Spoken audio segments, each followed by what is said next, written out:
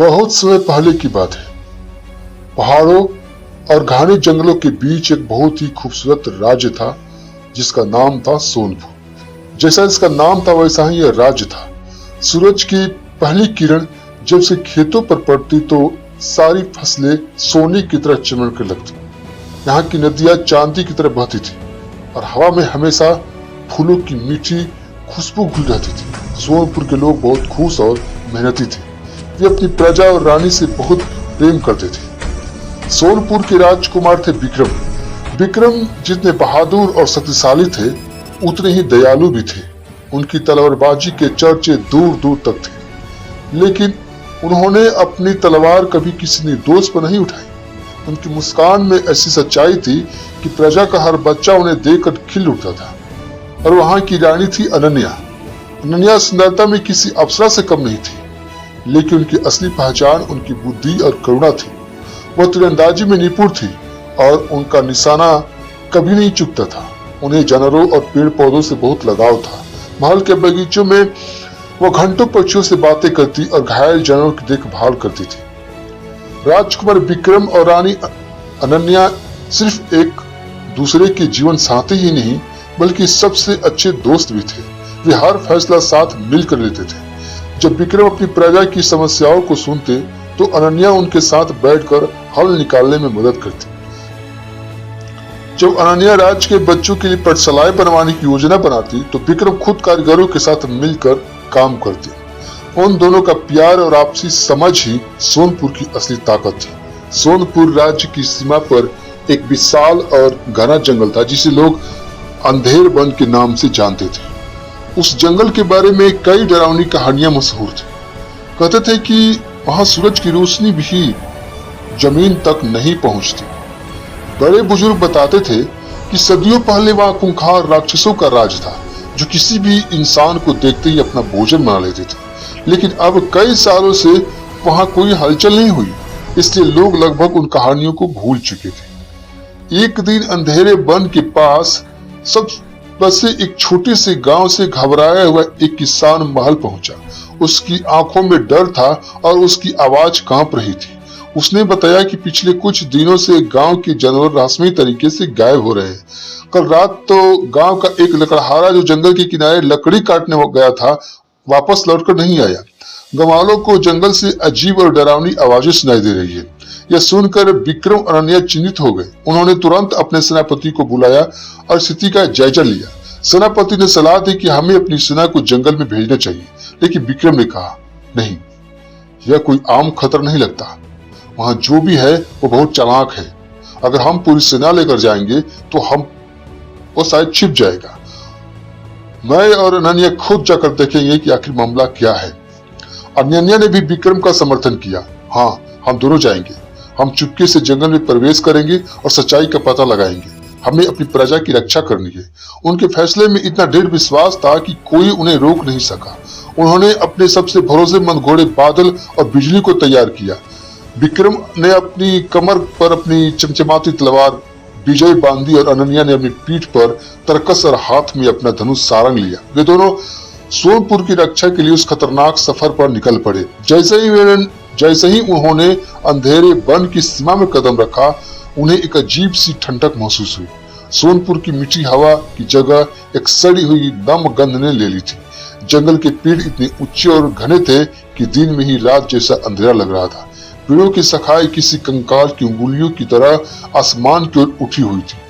हर तरफ एक अजीब सी खामोशी थी, यहाँ तक कि पक्षियों के चहचहाने की आवाज भी नहीं आ रही थी। विक्रम और अनन्या बहुत सावधानी से आगे बढ़ रहे थे। उनकी आंखें और कान चारों तरफ चौकन्ने थे। यह उस लकड़हारे के निशानों को ढूंढने की कोशिश कर रहे थे। कुछ दूर चलने के बाद उन्हें जमीन पर किसी के घसीटे जाने की निशान दिखे। वे निशान और भी गहरे जंगल की ओर जा रहे थे। देखो विक्रम, अनन्या ने फुसफुसाते हुए कहा, ऐसा लगता है जैसे किसी को जबरदस्ती खींचकर ले जाया गया है। विक्रम ने जमीन पर झुककर निशान को ध्यान से देखा। ये निशान किसी इंसान की नहीं है, ये बहुत बड़े और भारी पंजों के हैं। गांव वालों का डर सही था, यहाँ राक्षस ही है। यह जानते हुए भी कि उनका सामना किससे होने वाला है, वे डरे नहीं। उनका इरादा और भी पक्का हो गया। वे उन निशानों का पीछा करते हुए आगे बढ़ते गए। जंगल और भी घना और डरावना होता जा रहा था। अचानक उन्हें एक बच्चे की रोने की आवाज सुनाई थी। आवाज बहुत ही दर्द भरी थी, जैसे कोई छोटा बच्चा अपनी माँ को पुकार रहा हो। अनन्या का दिल पिघल गया। सुनो विक्रम, कोई बच्चा मुसीबत में है, हमें उसकी मदद करनी चाहिए। विक्रम को कुछ शक हुआ। अनन्या, इस भयानक जंगल में एक अकेला बच्चा क्या कर रहा है? ये कोई जाल भी तो हो सकता है। अनन्या ने कहा, लेकिन अगर यह सच हुआ और हमने उसकी मदद नहीं की तो हम खुद को अभी माफ नहीं कर पाएंगे। अनन्या की बातों में सच्चाई थी। वे दोनों आवाज की दिशा में दौड़ पड़े। आवाज एक पुरानी टूटी फूटी गुफा के अंदर से आ रही थी। गुफा का मुंह लताओं और झाड़ियों से ढका हुआ था। उन्होंने सावधानी से अंदर झांका। अंदर अंधेरा था, लेकिन बच्चे की सिसकने की आवाज साफ सुनाई दे रही थी। ये दोनों अपनी तलवार और धनुष संभालते हुए गुफा के अंदर घुस गए। जैसे ही उन्होंने कुछ अंदर कदम रखे, अचानक गुफा का मुंह एक बहुत बड़े पत्थर से बंद हो गया। हर तरफ घना अंधेरा छा गया और बच्चे की रोने की आवाज बंद हो गई। उसकी जगह अब एक भयानक गिड़गिड़ाते हंसने की आवाज गूंजने लगी। एक एक करके अंधेरे में लाल रंग की दर्जनों आंखें चमकने लगी। मसाले जली और उन्होंने देखा कि चारों तरफ से भयानक राक्षसों ने घिर चुके हैं। वे राक्षस बहुत ही बदसूरत थे। किसी के 2 सिर थे तो किसी के 4 हाथ। उनके नुकीले दांत थे और उनकी त्वचा खुरदुरी और हरी थी। उनके बीच में एक बहुत ही विशाल और डरावना राक्षस खड़ा था और शायद उसका राजा था। उसका नाम महाकाल था। उसकी आंखें कोयले की तरह दहक रही थी और उसके सिर पर बड़े बड़े सींग थे। उसने एक भारी गदा अपने हाथ में पकड़ रखी थी। महाकाल गरज कर बोला, हा, सोनपुर के मूर्ख राजकुमार और रानी, तुम दोनों खुद चलकर मेरी मांद में आ गए हो। वह बच्चे की रोने की आवाज तो मेरी एक छोटा सा जादू था तुम्हें फंसाने के लिए। विक्रम ने अपनी तलवार निकाली और अनन्या ने अपने धनुष पर तीर चढ़ा लिया। हमें कमजोर समझने की भूल मत करना राक्षस। हम अपनी प्रजा के लिए अपनी जान भी दे सकते हैं। लेकिन वे संख्या में बहुत कम थे। राक्षसों ने उन पर हमला कर दिया। विक्रम और अनन्या ने बड़ी बहादुरी से मुकाबला किया। विक्रम की तलवार बिजली की तरह चल रही थी और अनन्या की तीर हवा से बातें कर रहे थे। उन्होंने कई राक्षसों को घायल कर दिया, लेकिन वे चिटियों की तरह आते ही जा रहे थे। महाकाल ने अपनी गदा जमीन पर पटकी। जमीन कांप उठी और गुफा की छत से नुकीले पत्थर गिरने लगे। एक बड़ा पत्थर अनन्या के ऊपर गिरने वाला था कि विक्रम ने उसे धक्का देकर बचा लिया, लेकिन इस कोशिश में उसकी तलवार से छूटकर दूर जा गिरी। राक्षसों ने मौका देकर उन दोनों को पकड़ लिया और मोटी मोटी जंजीरों से एक खंबे में बांध दिया। वे बुरी तरह फंस चुके थे। उनके हथियार छीन लिए गए थे और वे असहाय थे।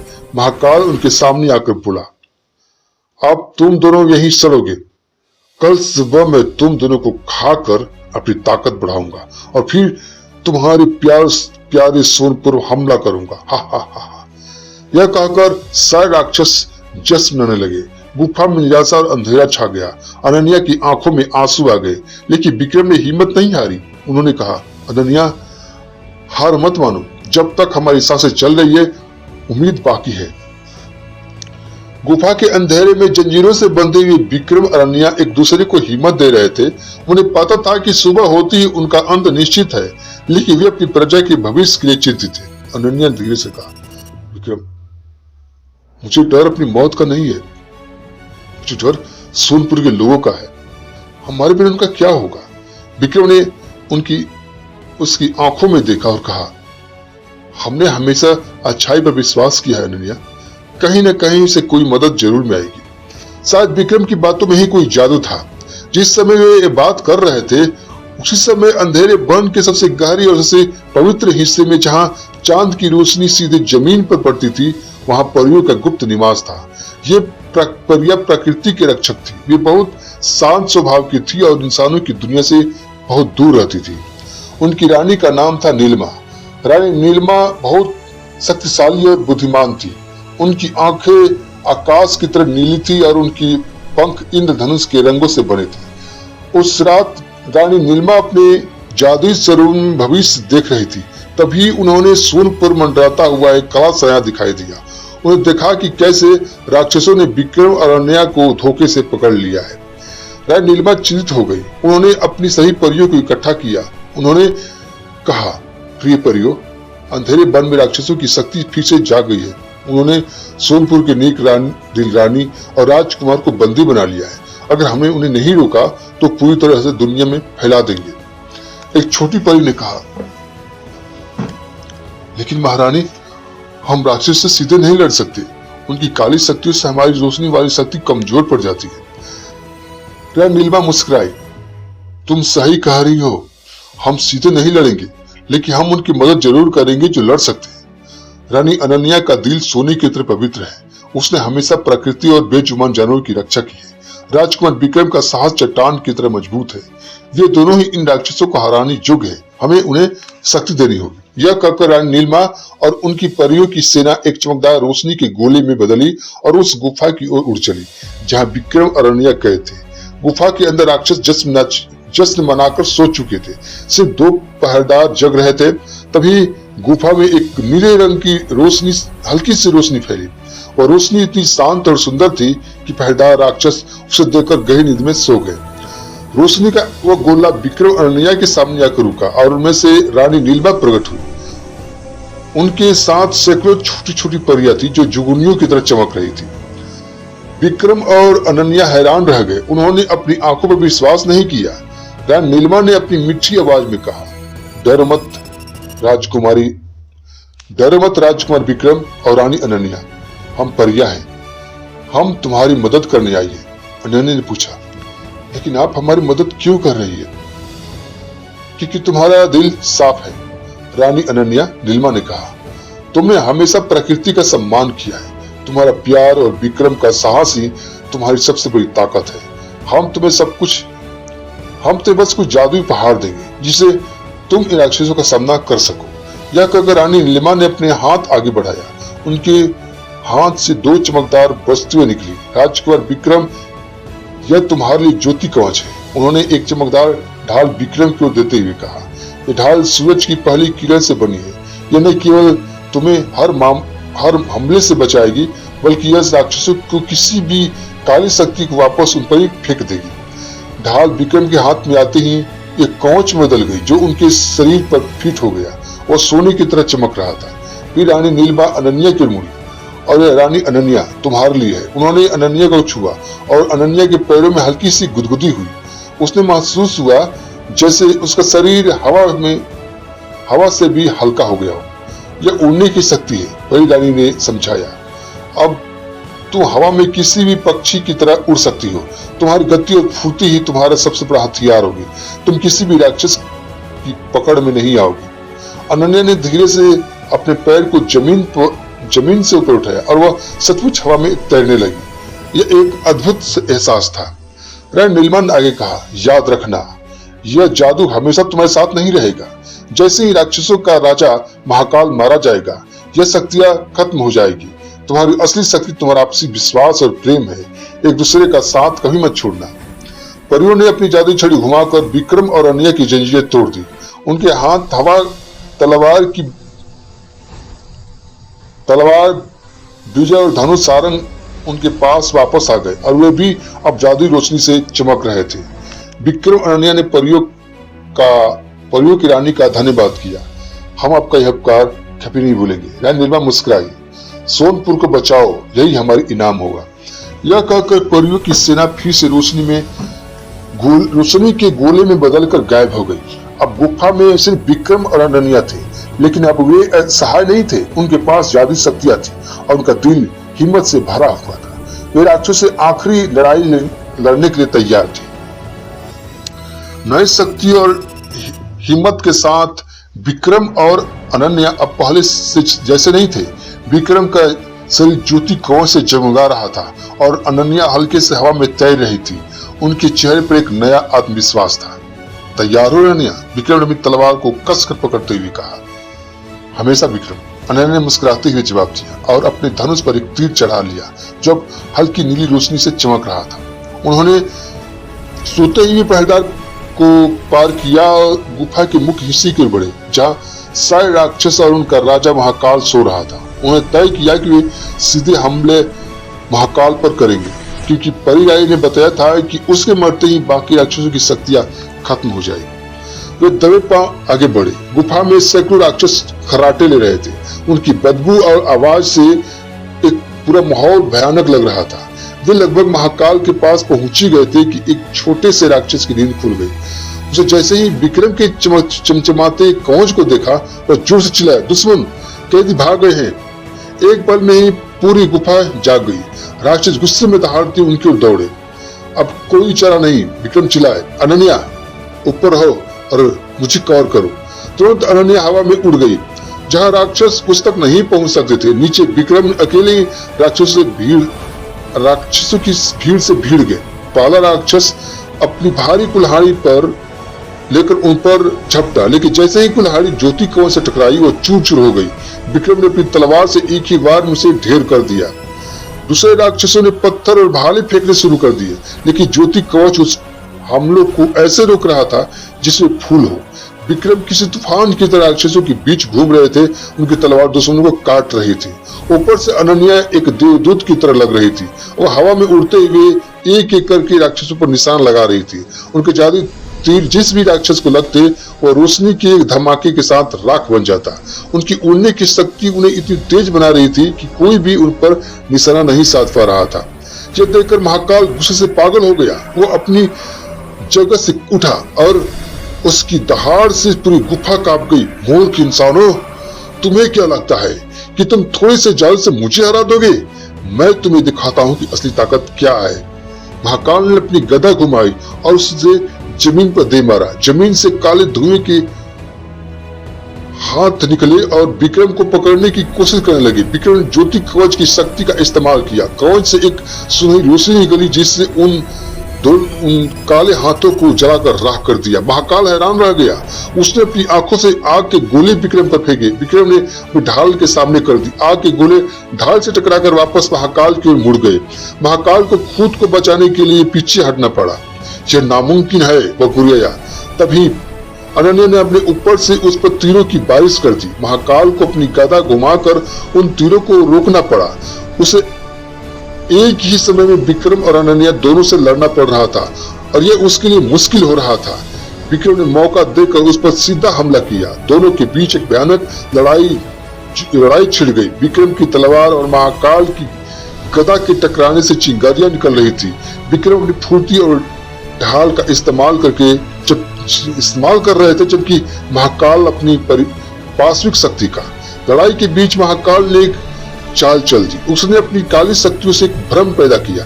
अचानक विक्रम को लगा कि वह सोमपुर के महल में खड़ा है और महल में आग लग गई है। प्रजा के लोग चीख चिल्ला रहे थे और अनन्या आग की लपटों में फंसी हुई थी। एक पल के लिए विक्रम का ध्यान भटक गया। उनका दिल डर से भर गया। अनन्या, वो चिल्लाए। यही वो मौका था जिसका महाकाल को इंतजार था। उसने अपनी पूरी ताकत से गदा घुमाई और विक्रम पर वार किया। वार इतना शक्तिशाली था कि ज्योति कवच भी उसे पूरी तरह से रोक नहीं पाया। विक्रम दूर जाकर गिरी और उसके मुंह से खून निकल गए। विक्रम, अनन्या ऊपर से यह देखकर चिल्लाई। उसका दिल डूब गया। महाकाल जोर जोर से हंसने लगा। देखा, तुम्हारा प्यार ही तुम्हारी सबसे बड़ी कमजोरी है। लेकिन वह गलत था। जैसे ही विक्रम ने अनन्या की चिंता भरी आवाज सुनी, उसका भ्रम टूट गया। उन्हें समझ आ गया कि यह सब महाकाल का जादू था। अनन्या सुरक्षित है और ऊपर से लड़ रही है। इस एहसास ने उन्हें कमजोर नहीं बल्कि और भी ज्यादा ताकतवर बना दिया। उनका प्यार उनकी कमजोरी नहीं, उनकी हिम्मत थी। विक्रम उठे। उनकी आंखों में अब एक नया दृढ़ संकल्प था। उन्होंने अनन्या की ओर देखा और चिल्लाए, अनन्या, हमें इसे एक साथ खत्म करना होगा। मैं इसका ध्यान भटकाता हूँ, तुम इसके दिल पर निशाना साधो। अनन्या समझ गई यह उनका आखिरी मौका था। विक्रम अपनी पूरी ताकत से महाकाल की ओर दौड़े। उन्होंने अपनी ढाल से नहीं बल्कि अपनी तलवार से उस पर हमला करना शुरू कर दिया। महाकाल को विक्रम के इस अचानक और आक्रामक हमले की उम्मीद नहीं थी। वो अपने बचाव करने में लग गया। इस बीच अनन्या हवा में बहुत ऊंचा उड़ गई, सीधे महाकाल के सिर के ऊपर। उन्होंने अपने तरकस से सबसे चमकदार तीर निकाला, उसे अपने धनुष पर चढ़ाया और अपनी आंखें बंद करके अपनी पूरी शक्ति और प्रेम को उस तीर में डाल दिया। तीर सोने की तरह चमकने लगा। नीचे विक्रम महाकाल को उलझाए हुए थे। तुम्हारे जैसे दुष्ट का अंत निश्चित है, विक्रम ने कहा। महाकाल गुस्से से अपनी गदा विक्रम पर चलाई, लेकिन विक्रम फुर्ती से पीछे हट गया। अब महाकाल की पीठ पूरी तरह से अनन्या की तरफ थी। अब विक्रम चिल्लाए। अनन्या ने अपनी आंखें खोली और उस सुनहरे तीर को छोड़ दिया। तीर एक धूमकेतु की तरह नीचे आया और सीधे महाकाल की पीठ के बीचों बीच, जहां उसका काला दिल धड़कता था, जाकर लग गया। महाकाल को एक जोर का झटका लगा। उसके मुंह से एक दर्दनाक चीख निकली। उसके शरीर से काली ऊर्जा निकलने लगी। वह पत्थर की मूर्ति की तरह सख्त होने लगा। कुछ ही पलों में एक विशाल बदसूरत पत्थर की मूर्ति बदल गया और फिर वह मूर्ति भी चटक कर धूल में मिल गई। जैसे ही महाकाल का अंत हुआ, बाकी सारे राक्षस की शक्तियां भी चली गई। वे कमजोर होकर जमीन पर गिर पड़े और कुछ ही देर में वे भी धूल बनकर हवा में उड़ गए। गुफा में अब शांति थी। विक्रम और अनन्या ने एक दूसरे को देखा। वो दोनों थके हुए थे, लेकिन वे जीत गए थे।